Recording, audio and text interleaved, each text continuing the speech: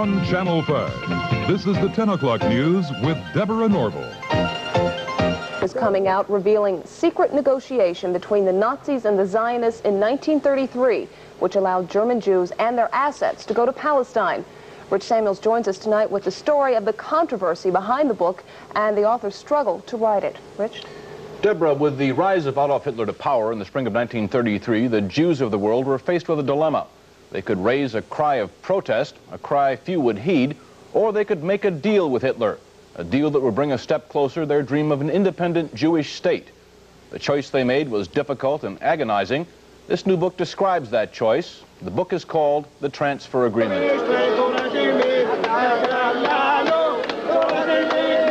This is Israel a few days ago, the season of Passover.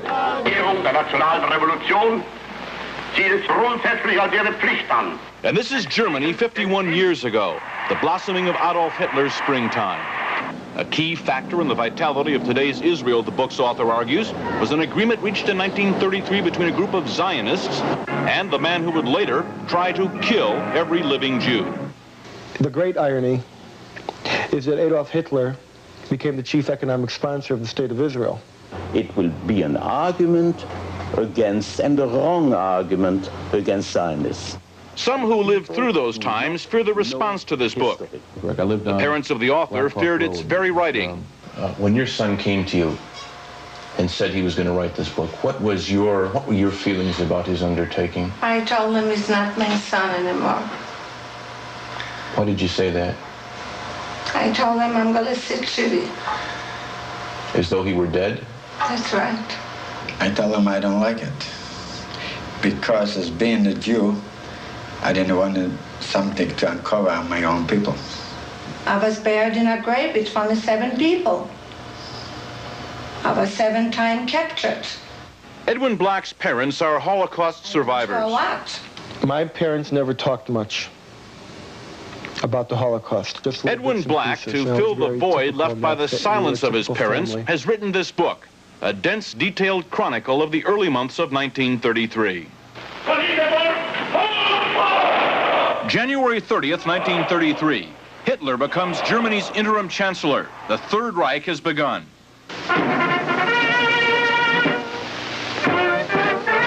But in this country, on March 4th, attention is diverted by the inauguration of Franklin Delano Roosevelt.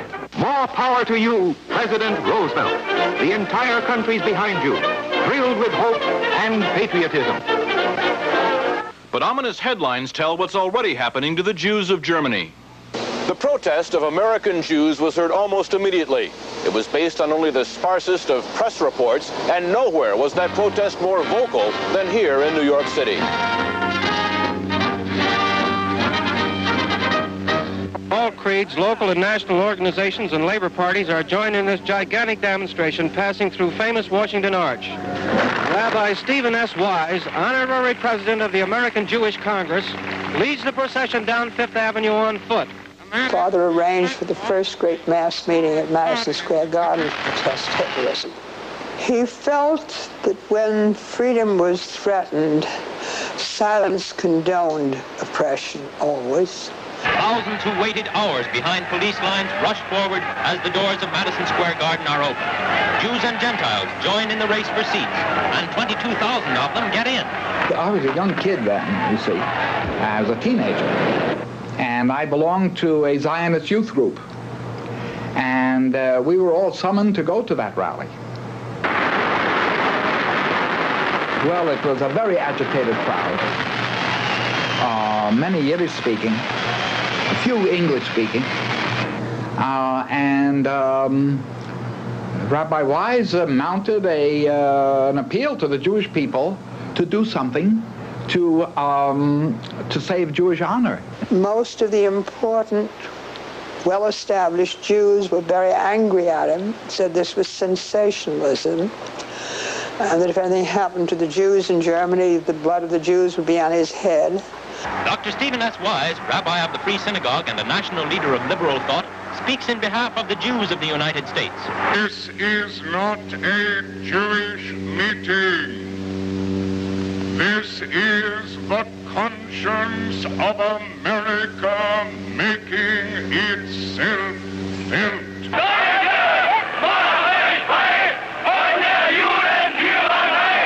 The conscience of Nazi Germany made itself felt 5 days later. Across the Reich, Hitler's troops shut down Jewish-owned businesses for 24 hours. Within days, American Jews marched calling for the boycott of all German exports. Jews throughout Europe echoed that call, so did Jews everywhere. But a group of Zionists at the same time was quietly negotiating an agreement with the Nazis to allow the immigration of German Jews and the transfer of their assets to Palestine. That deal, reported in August 1933, was the transfer agreement. Palestine, sparsely settled by Jews at the time, was radically changed as a result. I lived in Palestine from 1933 to 1936, and we saw every week transports of German Jews coming to settle in Palestine. And many new professions were introduced by them into the country, and they played a leading role in making Palestine then a more advanced and progressive country. Israel is really what it is because of the foundation laid by the Eastern European group, and then the lift toward an educated and well-organized government that came with the immigration of the German Jewish group. German Jewish settlement of Palestine was, for a time, official Nazi policy. These photos of Jewish life in Palestine, along with a lengthy text, appeared in 1934 in the Berlin paper Der Angriff. The publisher, Hitler's propaganda minister, Joseph Goebbels. A Nazi Visits Palestine was the title of the multi-part series. A medal was struck by Goebbels in commemoration. On one side, the swastika. On the other, the Star of David. Hitler demanded one concession for the transfer agreement, that the call for a boycott of the Reich, raised by Jews here and elsewhere, be rejected by the Zionists. The Zionists made that concession. And so, while Nazis were marching in Germany, and while Jews were marching here, diplomacy was running a more important story. In the Mediterranean, where the dream of a nation-state for Jewish people came a step closer to reality. The story in this book some will find hard to accept. I still feel the hurt, but after I read it, I said, I'm all with you. Go ahead and write it. Because everything was exactly what happened, and that's the truth, and you cannot deny it. And the truth must prevail. And I'm not worried by the people who will find the book in bad taste. The smart people, the intelligent people, the people who went through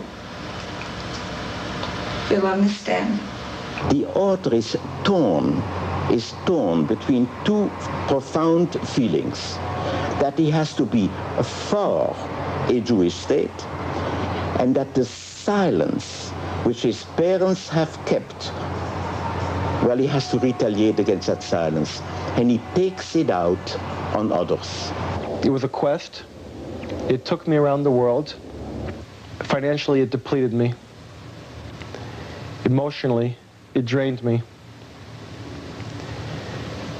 And as far as my being a Jewish person and understanding my Jewish identity and my relationship to Israel and the Holocaust, it has fulfilled me. It has given me identity.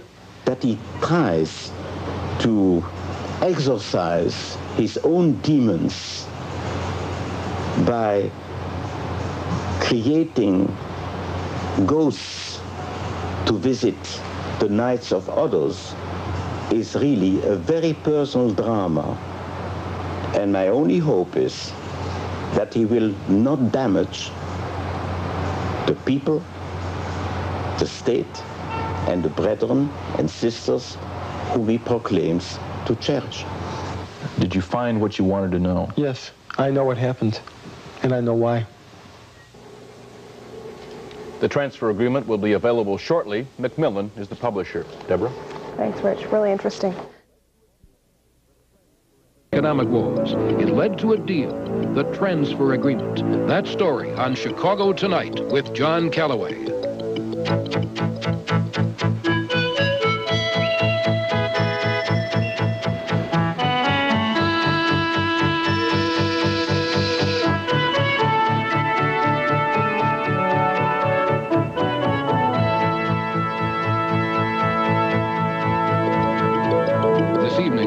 Chicago Tonight. Author Edwin Black, Rabbi Byron Sherwin of Spertus College of Judaica, and Rabbi William Frankel, past president of the Chicago Zionist Federation, discuss the transfer agreement controversy with host John Calloway.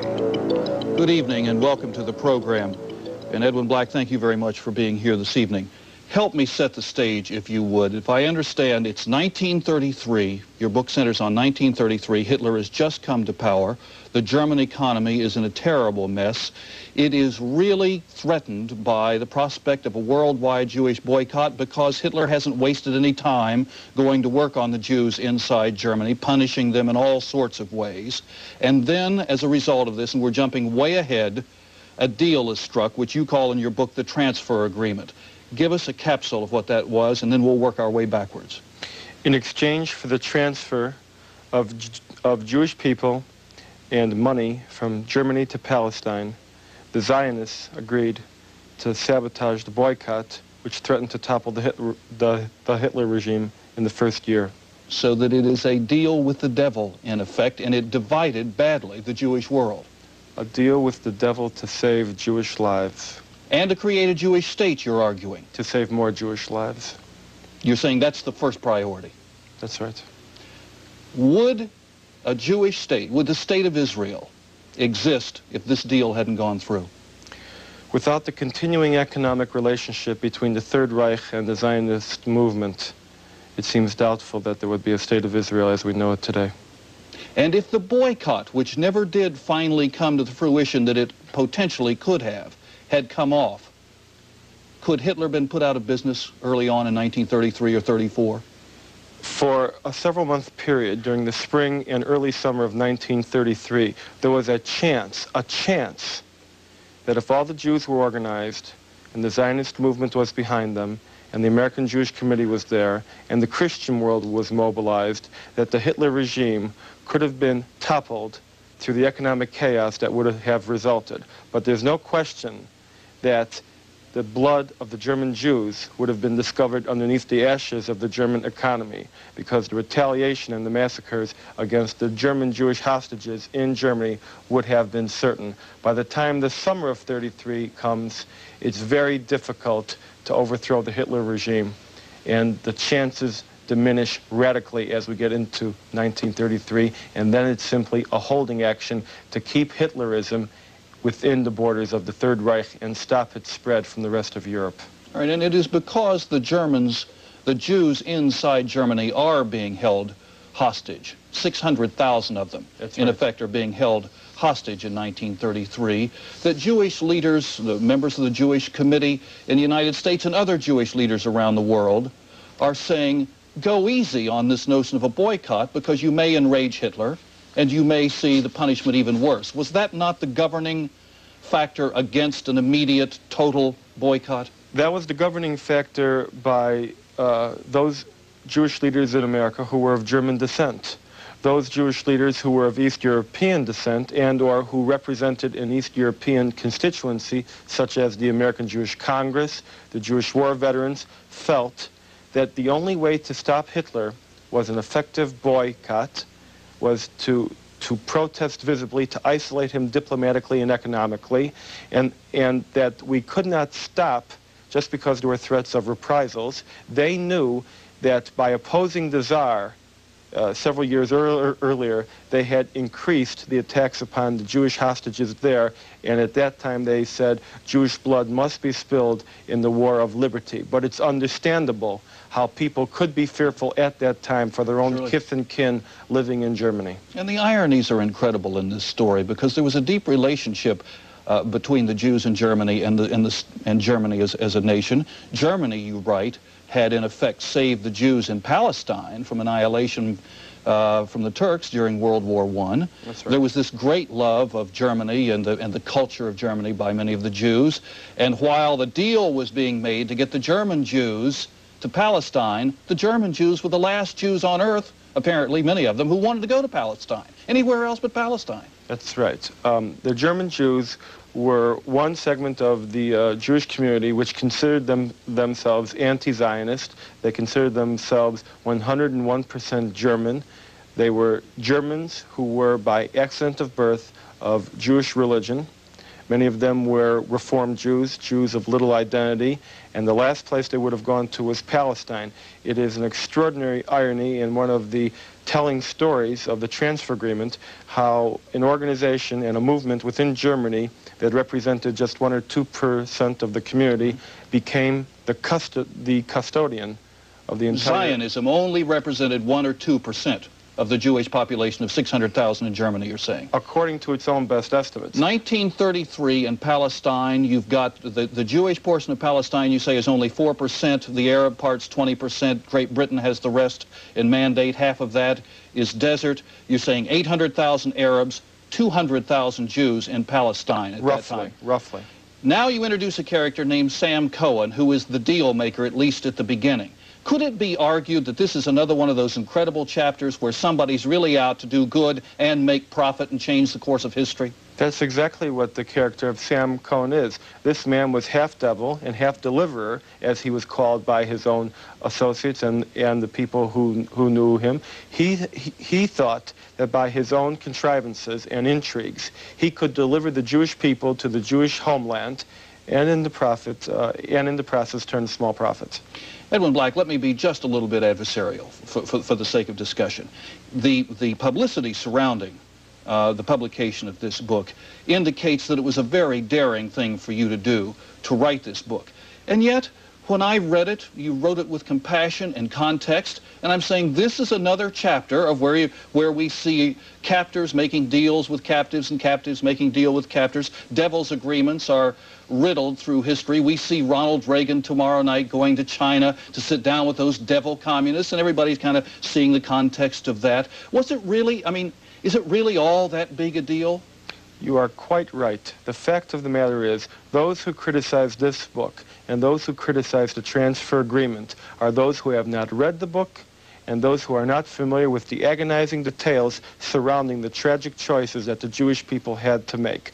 This book accuses no one, but everyone is so afraid that they're going to be accused that they're worried about the book. They're frankly worried. Now, your parents were among those who were worried before they had a chance to read a 100-page outline. What did they say to you when you first told them that you were going to do this book? Well, my mother said she was going to sit shivi on me, which, as you may know, is the Jewish ritual of mourning for a loved one who has died. And my father, who himself was a Zionist Beitar partisan who fought against the Nazis, literally offered to strangle me.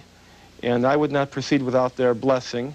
And I finally convinced him to read this 100-page outline that you just mentioned, and it pointed out where the research would lead me and what the facts were. And when my parents finally read it, they said, now we understand things we could never understand before. Please go and write the book. All right, we'll be back with more of that story and with some response to your book right after this.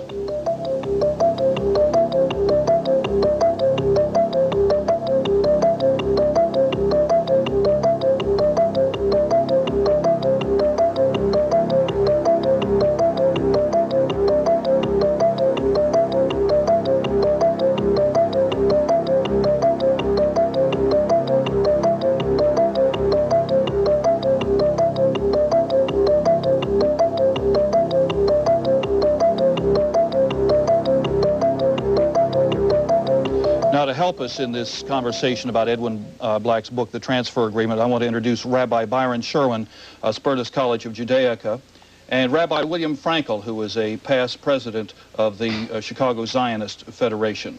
And Rabbi Sherwin, if I understand correctly, you in part were influential in Edwin Black's writing of this book. How do you feel? Tell us that story and how you feel about it. Well, it was in June of 1978. Edwin, who I didn't know at the time, called me regarding a story he was doing for the Sun-Times in connection with the Nazi march in Skokie. And the article had to do with anti-Semitism in America. In the course of our discussion, in response to one of his questions, I mentioned the transfer agreement. He responded by saying, such a thing couldn't have existed. It's impossible. A year and a half later, he called me back and he said, you remember you mentioned this thing called the transfer agreement. Was there really such a thing? I said, yes. He said, well, where can I find out about it? I said, it's documented in every one of the major histories of the Holocaust. There were at the time 4 major histories of the Holocaust beginning with Poliakops in 1954, down to... But I'm sorry, let me interrupt. Why was it important, you think, that it be written? Why would you encourage a writer? I didn't encourage him or discourage him. He was so enthused by the story that he took it But himself. you put him on to it originally. I put him on in the course of that interview to many things. And this was the one that seemed so incredible, so unbelievable, that he decided to pursue it. Have you read the book? I've read it through a number of its transmigrations in various manuscripts. What's its value? Its value is, I think, that it opens up an area of Holocaust studies, an area of Jewish history, an area of American Jewish history that has been kept very quiet. Rabbi Frankel, how do you feel about this book? Well, let me say this. The problem with the book is the way it's being perceived in the community before having been read. And that is largely due to the publicity which surrounded it. For an example, another network announced a program in this book in a rather questionable manner. Is this the Channel 5 piece? I didn't want to mention Well, it. we're all friends. Let's just call them... Yes, the Channel 5 piece, giving a picture of some kind of a sinister plot between the Zionists, whatever that means, and the Nazi government. When in fact, it was, incidentally, as Rabbi Sherman mentioned, this can be found in any encyclopedia. The Encyclopedia Judaica has an article on the subject. It's nothing sinister. It was an arrangement. The possibility that the boycott would actually topple the Hitler regime was a far-fetched possibility. Now, I'm sorry to interrupt, but when you say it's not to be viewed as sinister, at the time, if we can believe Mr. Black's quotes and research, there were quite a number of persons who felt that it was doing business with the devil, right, and that it divided Jewish groups and Jewish individuals and non-Jews all over this world. It did. It did. So that the characterization of it as sinister is certainly... Retrospectively, it did succeed in saving 60,000 German Jews and brought $40 million to Israel. And in fact, it did not do much for the German economy, because that money did never reach Germany. It was German goods which were exported to Israel with money of German Jews which would never have left Germany. I have one last question before we go to phone calls, Mr. Black, and that is that you make a great deal. I think you're on record here and elsewhere as saying that this really was critical to the development, the eventual development of the State of Israel. And yet, if only, and maybe only isn't the word to use, 60,000 German Jews from 1933 to 1941 ended up in Palestine. And there are already 200,000 to start off with, and many hundreds of thousands would follow. Statistically, it doesn't sound like that's the... It sounds to me like you can make an argument that Israel would go on and become a state sooner or later anyway. You're right. It's not the 60,000 German Jews that came over. It's the $50 to $100 million in assets that came over, which expanded the Palestinian economy, increased the general immigration quotas for East European Jews, that allowed hundreds of thousands of East European Jews to come in, escape the spreading Nazism of Europe. We're talking, the term leveraging is what we're talking about here. They built the country.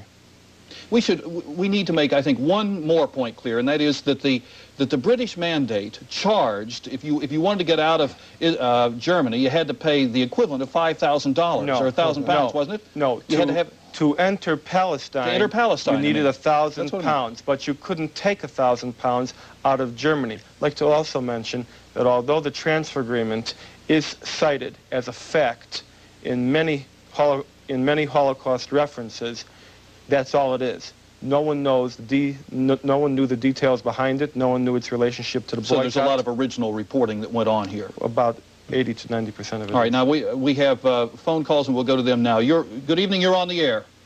Hello? Yes, go right ahead. Yes, Mr. Calloway. I'd like to ask Mr. Black, what was the role of the British government in this transfer agreement, being the fact that Palestine at that time was a British mandate?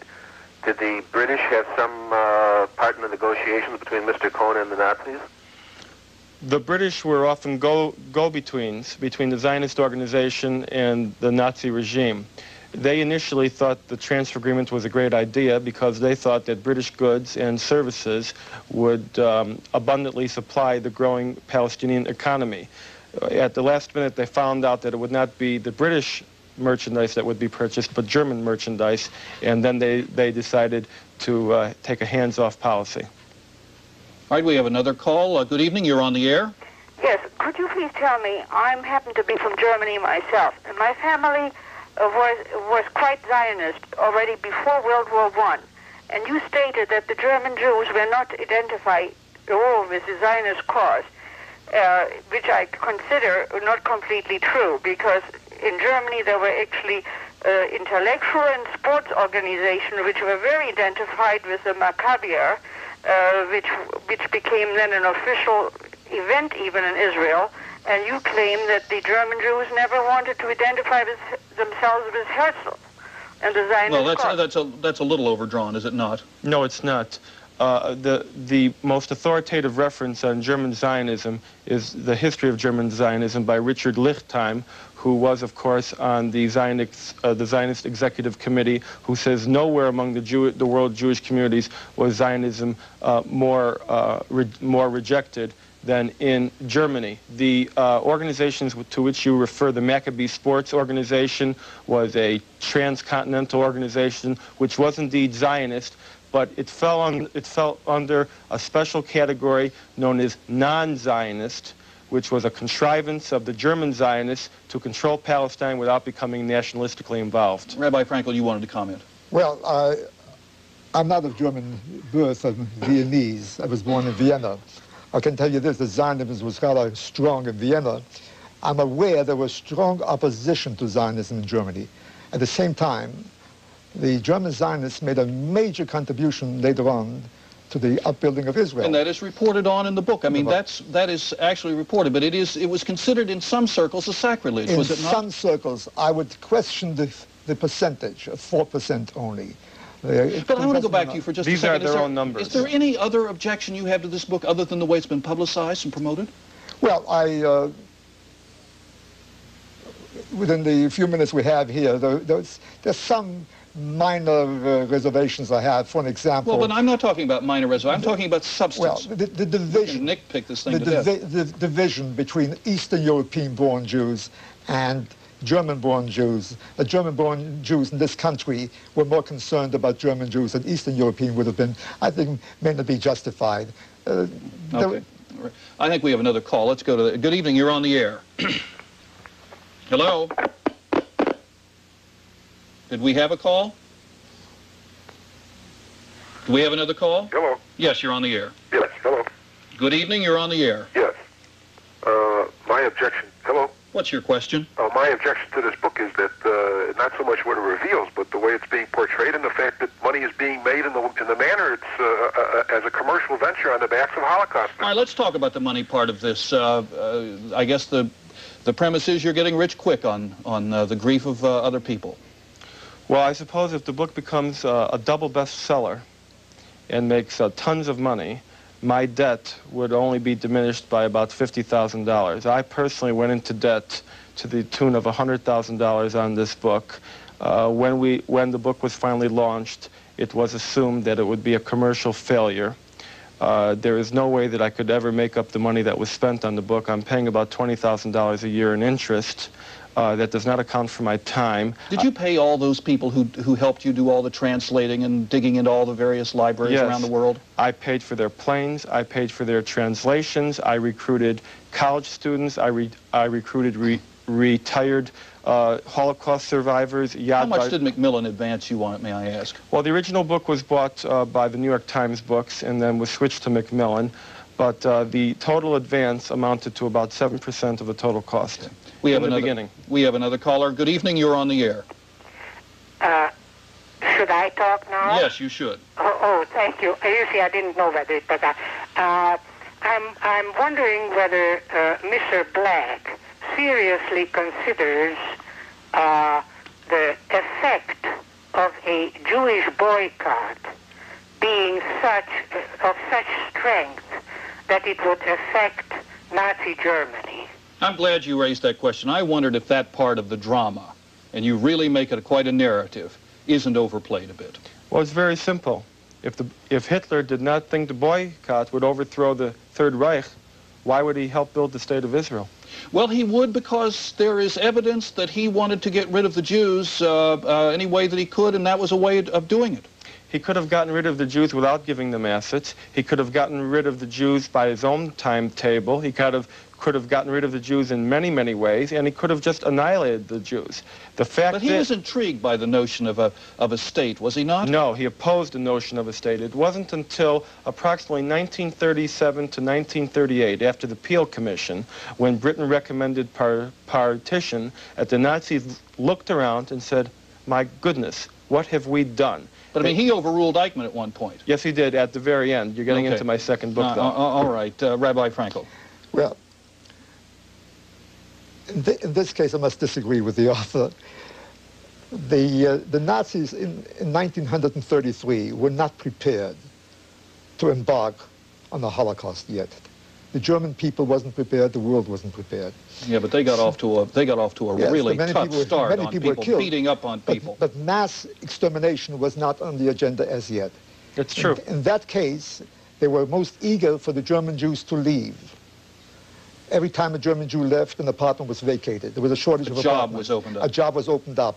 That's translated. I mean, that's reported in the book. And much of the money remained in Germany because only 1,000 pounds could be taken out through merchandise and so forth. Consequently, the Nazis had an interest in seeing the Jews leave. That's why he did it. But there were no immediate economic gains. Before we go to the next call, Rabbi Sherwin, I asked you earlier what the value of this was, and you talked about its historical value. Is there any value in terms of our understanding current events and how we deal with policies and so-called enemies and in the real world today? Well, I think that it has some relevance regarding, say, current policy between Israel and other countries. How? Say, for example, the question which I think is at the matrix of the book is the question of whether or not the Zionists of the Jewish Agency were primarily interested in building the state or whether they were interested in saving lives. Where Edwin and I disagree is on this question. I think that their major interest was building the state. Saving lives was only a secondary interest. Yeah, it seems to me that the book makes a great case for the premise of many of the Zionists being that Hitler was just the latest in a long line of oppressors, and that in some respects Hitler was a blessing because it says you've got to get on with making this state, otherwise you will run into Hitlers for the rest of existence. That's quite true. Just about 10 years before, actually in 1919, most scholars don't know this, 100,000 Polish Jews were annihilated within the span of 18 to 24 months along the Polish to Russian border. A plan to ship en masse 600,000 Polish Jews to Palestine was abandoned because they knew that 200,000 would starve to death within a few months, and another 200,000 would be forced to re-emigrate elsewhere, and only 200,000 would be left. They could not accept these numbers. This time, the Zionists wanted to make sure there was a state to come to. All right, let's go to another call. Good evening, you're on the air. The Zionists wanted to know there was a state to come to, but also I think we're missing the point. The main point is that thousands of lives were saved, and whether there was an accommodation between the Zionists of Germany and the Nazis, or the world Zionists, really doesn't matter. Sir, let me argue that some might argue that it does matter because the accommodation was made in the absence of what could have been a total boycott. Had the boycott been effective, Hitler could have been put out of business early, and the Holocaust could have been prevented. Mr. Black argues that's oversimplified, etc., but that can be an argument. I agree with Mr. Black. It is an oversimplification, because you have to remember, 1933-34 was in the midst of a depression. The depression was not only in the United States, but it was worldwide. Right. Every country was looking for a market. Germany definitely wanted a market. Right. The United States probably has the largest overseas population, or had the largest overseas population of Germans. And it had a president, Franklin Roosevelt, who was in no mood not to be nice to the Germans. He was in no mood not to be nice to anyone at that time. Right. He needed all the business. Rabbi Sherwin. I think it's important here to interject one other fact, and that has to do with the support many of the unions in this country during the early 30s were giving to the boycott. It wasn't simply a Jewish issue. One of the first things Hitler did when he came to power was to abolish the unions. And therefore, the unions in this country, say the Longshoremen's Union, had an interest in backing the boycott. And therefore, I think there is some credibility to the claim that the boycott might have been successful. And indeed, this is the claim that's made by the individual who has written a book, a PhD dissertation on the boycott, Professor Moshe Gottlieb, who claims that the boycott would have been successful and in 33 would have toppled Hitler, and consequently the Holocaust would not have occurred. Moshe Gottlieb doesn't say that. Forgive me. Moshe Gottlieb's work, which was pioneer work, really thought that the boycott would not have been effective because he didn't understand it. What Byron says is quite right, though, and what the caller said is quite right, and we must remember this. A lot of Jew haters participated in the boycott against Hitler for their own reasons. There were Polish anti-Semites involved in the boycott. Everybody wanted to horn in on the German market. Okay, and so you raised the question. I'll hit you with your last question in the book. Was this deal madness or was it genius? I'm sorry. I never answer that. I can't. I'll tell you, this book was an education for me. It just was filled. This book is filled with things which I found extraordinarily helpful. Yes, As one who lived under Hitler, I must tell you, any solution other than the one followed by the Jewish Agency would have been irresponsible. We had to fight Hitler on two fronts. One, the boycott. On the other hand, we're saving lives. The immediate task of saving lives. Rabbi Frankel, thank you very much. Rabbi Sherwin, Edwin Black, thank you very much for being with us this evening. I'm John Calloway. Good night.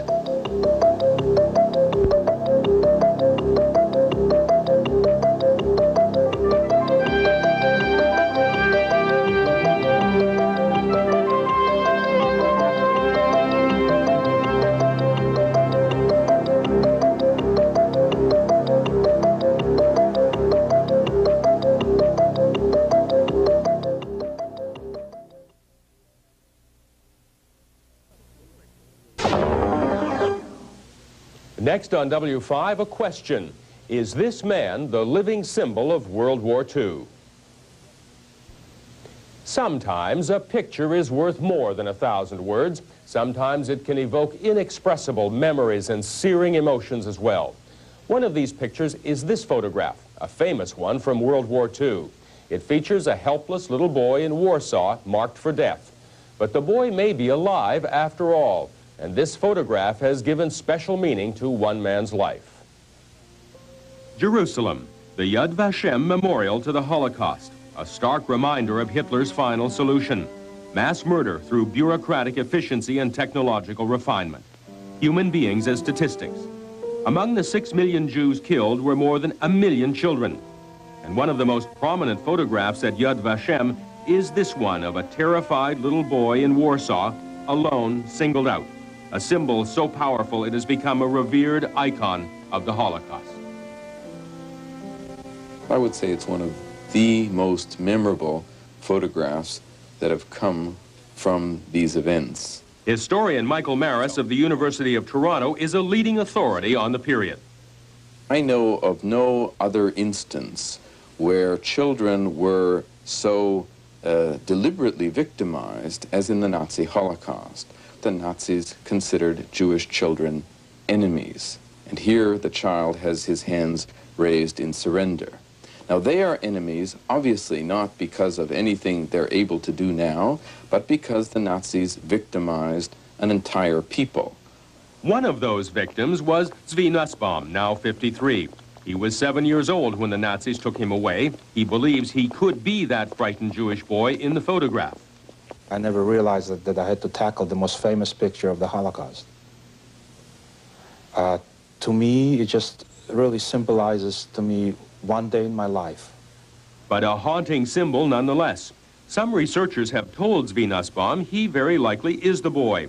He doesn't insist on it, though he has attached his own strong likeness to the famous photograph. I told the historians the exact date, that if it's me, when it was taken and where it was taken. And the exact date is July 13, 1943, in a place called Hotel Polski in Warsaw. You were very precise about that date. Why? I have a very good recall of that day. Many days I do not have any recall, or I suppressed the past. But this was, I guess, a very traumatic time for me. Zvi was born in 1935 in what was then British-controlled Palestine. But continuing violence there convinced his Polish-born parents to return to their homeland. It was a tragic mistake. They arrived in time for escalating anti-Semitism on the eve of World War II. Had Zvi remained in Palestine, he would have avoided the worst catastrophe in modern Jewish history. Do you reflect on that irony? No? Many times I was in the wrong place at the wrong time. My uncle, who has died since then in Israel, he's tremendous memory. He was telling me how much I cried to go back. But by then it was far too late to go back to Palestine. After war broke out in 1939, the invading Nazis began rounding up the Jews of Poland. It wasn't long before Zvi's parents were killed, along with his 2-year-old brother. Zvi and other family members made it to Warsaw in the summer of 1942. The ghetto walls had gone up to contain the Jews of the city. Zvi and his remaining family hid out on the so-called Aryan side. We were hiding by a Polish woman who basically was a business enterprise for her. We paid her. And in addition of getting monthly payment or whatever, she would make some extra money by going to people outside Poles, and she would tell them, go there, knock on the door, tell Jews are hiding here. If you don't pay us, we'll tell the Gestapo that you're hiding here. I believe in Polish it's called chantage, something like this. So in other words, extortion. Extortion. By July 1943, their money had run out, and the Nazis were hunting down any Jews remaining in Warsaw. That's when Zvi's relatives desperately believed a Gestapo deception. The Nazis said they'd repatriate any Jews holding foreign passports. All they had to do was turn up at the Hotel Polski for transport. And that's where Zvi recalls being like the boy in the photograph. So when they were calling the names on July 13th, 1943, to get on the bus to supposedly go to Palestine, my name was not on the list. So when I saw my aunt and uncle, my whole family going on the buses, and I was not called, I don't know if I moved forward or whatever, and there was a time that I was told with a gun in front of me, hey, where are you going? Raise your hands. One guy argued that because I'm not on the list, I should not enter the truck. And the other guy said, what's the difference? We'll kill him there instead of killing him here. And they let me go on the truck. And you ended up? In Bergen-Belsen. Not in Palestine? Not in Palestine. Thousands of Jews from all over Europe took the last trip of their lives to Bergen-Belsen concentration camp in Germany. Among the 30,000 who died there was a teenage girl from Amsterdam named Anne Frank. A further 14,000 inmates were in such emaciated condition they died after liberation in 1945. Zvi was one of the lucky ones. We were just getting up in the morning and getting this piece of bread and some soup like water with a little potato and trying to survive for tomorrow. Do you ever go for long periods of time without thinking about it? I mean, how close is it to you? Very close. But do you ever go for, say, a week and you don't even think about it? Probably not. Zvi Nussbaum and thousands of others like him tried to put Europe and the war behind them as best they could. For many, that meant a fresh start in the new world, and for Zvi, it was New York. And so in the 1950s, as a teenager, he began making a new life for himself here. Okay. And the pain is basically stationary, it's just in the ear. That's correct. Zvi Nussbaum became Dr. Zvi Nussbaum, a successful ear, nose, and throat specialist in suburban New York. But his past is never far away from him. He keeps a poster of the boy in the picture in his office, as well as in his home. Zvi and his wife Beverly have 4 daughters. Susan, 25, lives in Florida. Ani, 26, lives nearby. Karen, 16, and Stephanie, 14, are still at home. Their father has not told them much about his childhood. Have you asked your father about life in the camps, in the concentration camp? system? I never really asked. I don't know, I guess maybe I don't want to, hear it in so much detail. When you're younger, you just can't handle things like that. And it scares you and it gives you nightmares. But now that you're older, it's more important that you know. But Zvi says he didn't want to dwell on his childhood, to try to describe the indescribable. You have to suffer to know what suffering is all about. You have to be a slave to realize what slavery is all about. You have to be in a concentration camp, regardless how severe it was or not severe, to realize. And it's very hard to explain to another person. And I'd rather not go through the pain of trying to convince this person what I feel. No one has any doubts that Zvi Nussbaum is telling the truth about all that he endured. But historians, such as those here at the Institute for Jewish Research in New York, cannot accept his claims to be the boy in the photo. They say that there are simply too many discrepancies in his story, and that he ought to produce more rigorous proof before attaching himself to such a powerful symbol in Jewish history.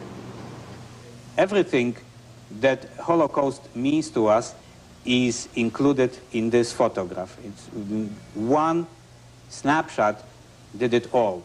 Marek Webb, who also survived wartime Poland, is a research historian at the Institute.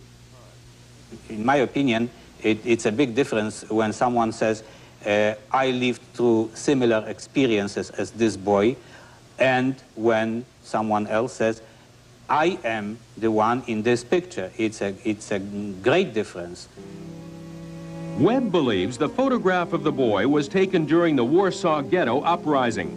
That month-long revolt was put down in mid-May 1943, 2 months before the Hotel Polski incident. The photograph was part of an album compiled by General Jürgen Strupp, commander of SS forces in Warsaw. The album was ordered by Strupp's boss, Heinrich Himmler. Mr. Nussbaum claims that this happened sometimes in July, that Jürgen Strupp waited 2 months. In my opinion, he did it right away and sent it right away to Himmler. He was only too eager to please Himmler. But others, like Zvi's aunt and uncle, who were with him in Warsaw and in Bergen-Belsen, believed the photograph could have been taken in July and included at that time by General Strupp. Hannah and Shulam Nussbaum now make their home in Toronto. Do you remember seeing Zvi with his hands up as they're as we see him in the picture? Yeah.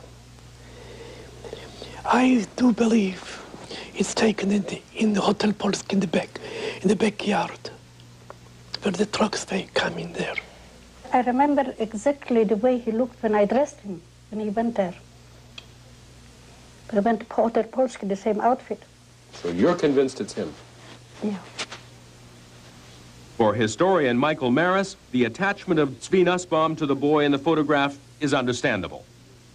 People who lived through these terrible experiences have had a especially traumatic relationship with memory, a difficult relationship with memory. Now here, I suppose, for someone is a physical link, and it's cherished. And I respect the fact that the man says it may not be me, but I can empathize with his desire to link with some aspect of the past that is otherwise destroyed, buried, shattered, gone forever. We may never know for sure whether Zvi Nussbaum is in fact the terrified boy in that haunting photograph, but he certainly could have been. He found himself at the same age, in the same situation, awaiting the same fate. But somehow he managed to defy his grim destiny. He has survived and he has overcome. That much we do know for sure. How important is the picture? How important is it to you that you are that boy? It's not important. Suppose it were proven that you are not that boy. It's fine with me. My only wish is that this boy should be alive. Maybe me or maybe somebody else. But I hope that this boy is alive.